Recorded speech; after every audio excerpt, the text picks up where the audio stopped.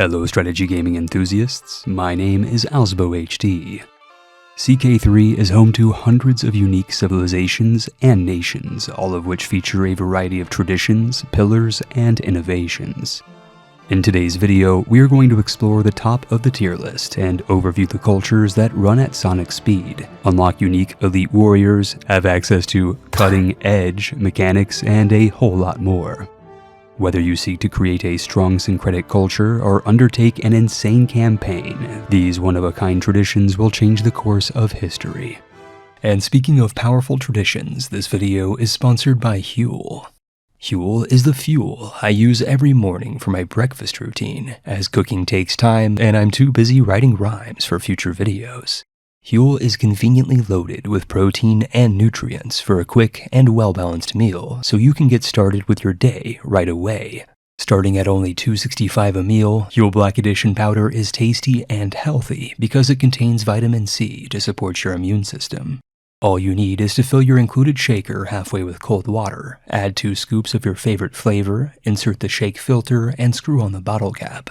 We'll shake this for 10 seconds, and it's that easy for a complete meal filled with protein, vitamins, and minerals. Banana is easily my favorite flavor, just be sure to seal the powder to keep things fresh and fur-free. Support AlzaboHD and try Huel for 15% off today using my code AlzaboHD15 with the link and QR code shown on screen and in the description box below. Starting off our list is a culture that hails from the deserts of Arabia and possesses a strength that you might not expect. These are the Bedouin, and in CK3 they benefit from tribal unity for prestige, Mubarazun for heavy infantry, and avid falconers to hunt twice as often for double the prestige. These, however, are nothing compared to their speed, and as nomads, these Fremen are the fastest characters in the entire game. The speed must flow, and this culture has the 2 traditions of desert travelers and caravaneers, which boost their boots by a flat +10 and a multiplicative +20% modifier, along with bonuses to raiding speed, the ability to become an adventurer, and even an increase in army speed. Effectively, this makes Bedouin one of the best landless cultures for an adventurer, and you can easily top out at 150% travel speed from the very first day of your campaign. To mecha things even better, this culture spans multiple continents, boasts war camels, and starts with 9 innovations in 867, so be sure to splash this culture if you seek strength, prestige, and the need for speed. Ni hao zhonghua, it's time to give a hand to the Han Chinese, an ancient imperial culture that exists on the borders of the known world. This classic civilization packs a powerful punch, and that's before considering the massive DLC coming later this year focused entirely around them. The All Under Heaven expansion is set to add all of China and Asia to the map of CK3, and will undoubtedly make this enormous ethnicity even more OP, but in 2025 AD they are already being chilling in their pre-buff era. In 867, they start with 11 innovations, which places them among the most technologically advanced in the world, and their Chikonu exclusive tradition gives them access to made-in-China crossbowmen at arms. One of the best things about the Han is their respect for their elders, and the mystical ancestors is insane for renowned generation if you land your provinces with progeny to produce unlimited dynastic legacies as long as you expand your land and your loins. Frankly speaking, I love castration, and the Han court eunuch tradition allows your chopsticks to chop nuts, allowing you to disinherit your friends, family, and foes to prevent them from inheriting titles or siring spawnlings of their own. Whether you seek a family business, sipping wine without working, or enjoy washing your Hans, picking Potonghua is a solid choice for carving out your next campaign.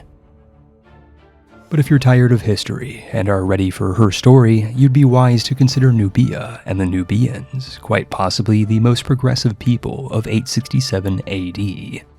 Upper Egypt is all about equality, and this culture is unique in that it starts with women's suffrage and the girl boss tradition of warrior queens.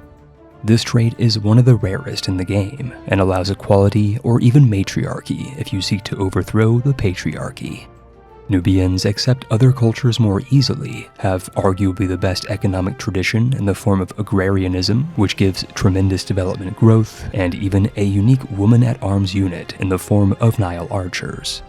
These nihilistic arbalists counter skirmishers and levies, aka every early game enemy army, and with their 2 exclusive regional traditions, you can use the Nubians to enforce equality 1100 years before our own timeline.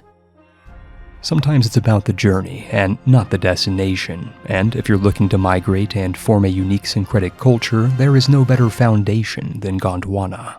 The Gondi people, not to be confused with Gondi Persian, are tied with the Tamil kings for having the highest amount of technology in 867, but unlike their southern neighbors, have one of the most underrated traditions in the game.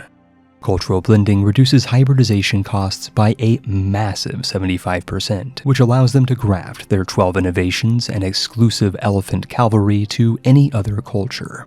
I've previously used this strategy to fuse Gondwana with Greece to create the Romani and form the Holy Romani Empire, but unfortunately before I could complete this project, CK3 updated, so this save is lost to history. If you want to see a new Romani campaign, let me know below, and if you go Gond with the wind, you get 3 further regional traditions, which to my knowledge is the most amount for a single culture in all of CK3.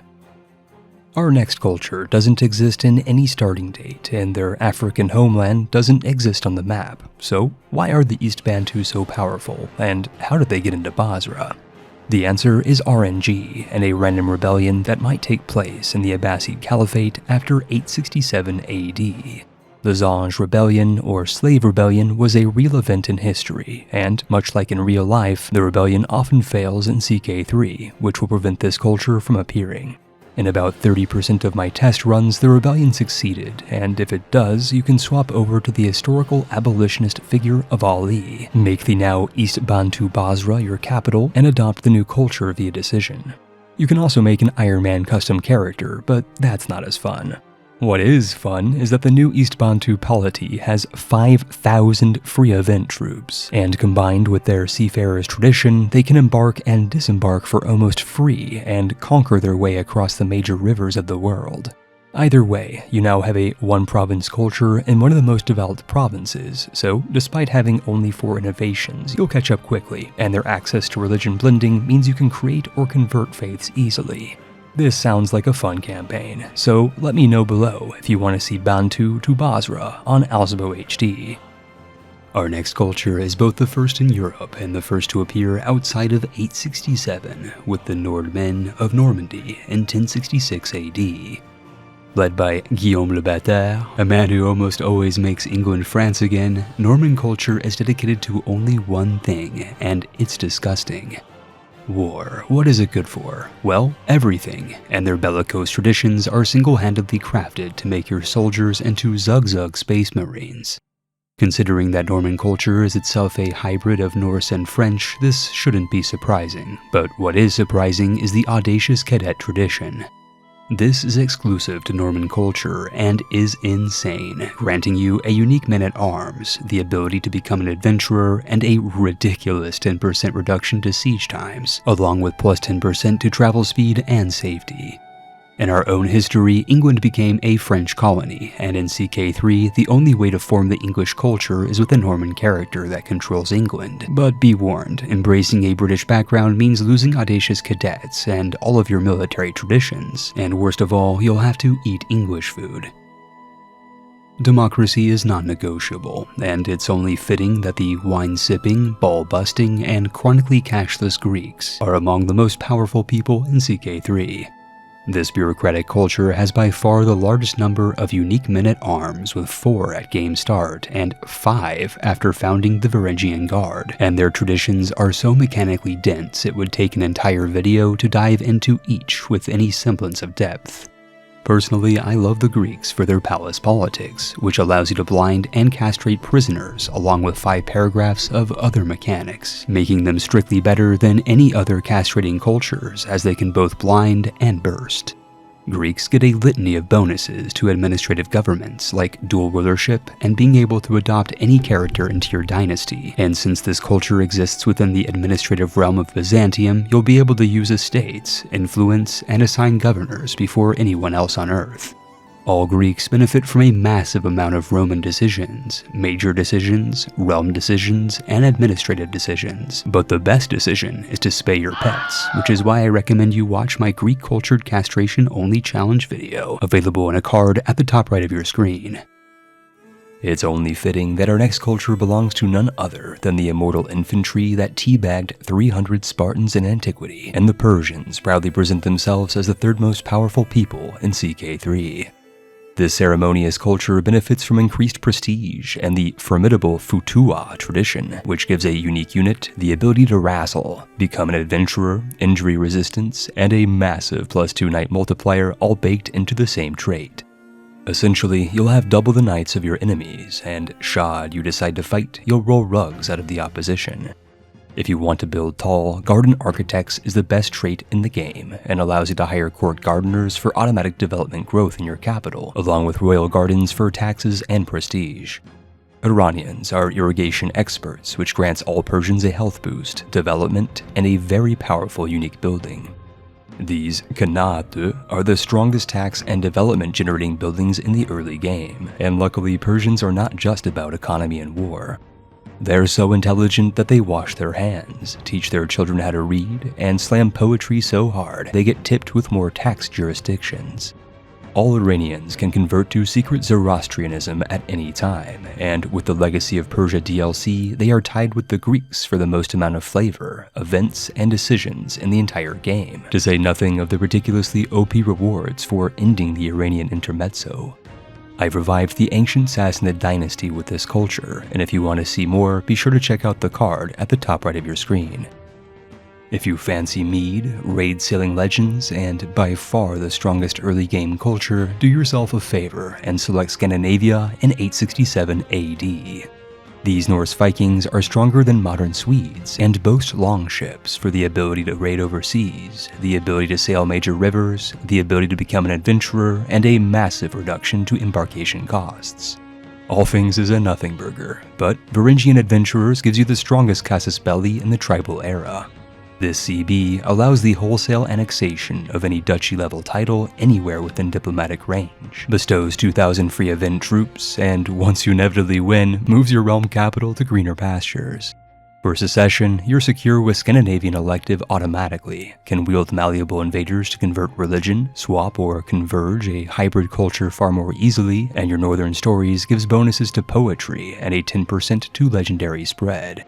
Most importantly, Norse grants 2 insane military traditions, which offer 4 unique men-at-arms, make almost every character strong, allows women to become shield maidens, and boosts your number of knights.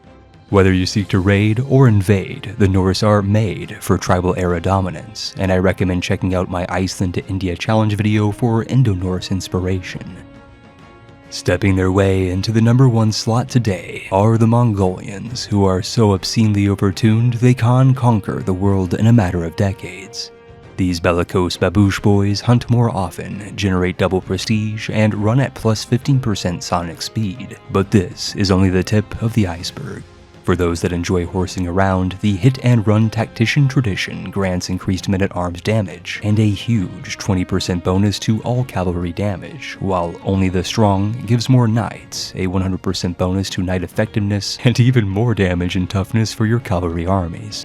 These bonuses pale in comparison to their 4th and final tradition, Wolves of the Deep Steppe. In addition to buffing your prowess, herd capacity, and cavalry damage by another 20%, this trait allows you to recruit the Mangudai, by far the best man-at-arms unit and best horse archers in the entire game, with the highest base pursuit of any elite unit. When you're done stack-wiping entire states with your Magundai, you can opt to overrun any kingdom and seize all titles, convert their culture and faith, and embrace their inferior government. But why do any of that when you can be for the Horde? As with all nomadic cultures, Mongolians can attain absolute dominance to become the greatest of all Khans, which grants a modest stack of 20,000 horsemen, an inheritable golden lineage, and the ability to offer submission or ruin, effectively allowing you to vassalize everyone without lifting a finger. If you do want to lift a finger, your Chinggis Khan use the Mongol Onslaught CB to take all titles of any realm for absolutely free, in addition to any vassal titles the target might possess. Much like the other DLC cultures, Mongolians have many available decisions, so be sure to erect a pleasure dome on the smoldering ruins of Earth once you use this culture to beat CK3. Of course, there are other strong societies that couldn't quite make the cut, and I'd like to briefly cover those worthy of an honorable mention. The Welsh received longbowmen, among the strongest early game units, the ability to pump out more children with Christian concubines, and poetry for bonus traits and a +5 to legendary spread. The Dutch have agrarianism for automatic development growth in all of their farmland provinces, polders for buffed coastal holdings, and 2 unique late medieval traditions in the form of adaptive militia and this unpronounceable string of consonants which gives even further development growth. Last but not least are the Tocharians in 867, who have Caravaneers to become adventurers, and a +20% travel speed along with Xenophilia for increased cultural acceptance to create a hybrid culture. There are also the ancient cultures of Egyptian, Gothic, Hellenic, and Hunnic, though these can only be created via obscure legends or through the character creation menu. Let me know if I missed any worthy cultures in the comment box below, and be sure to support me for free by liking and subscribing to AlzaboHD. You can also go a step further by becoming a channel member or joining my Patreon to immortalize your name in the channel credits. Population, you.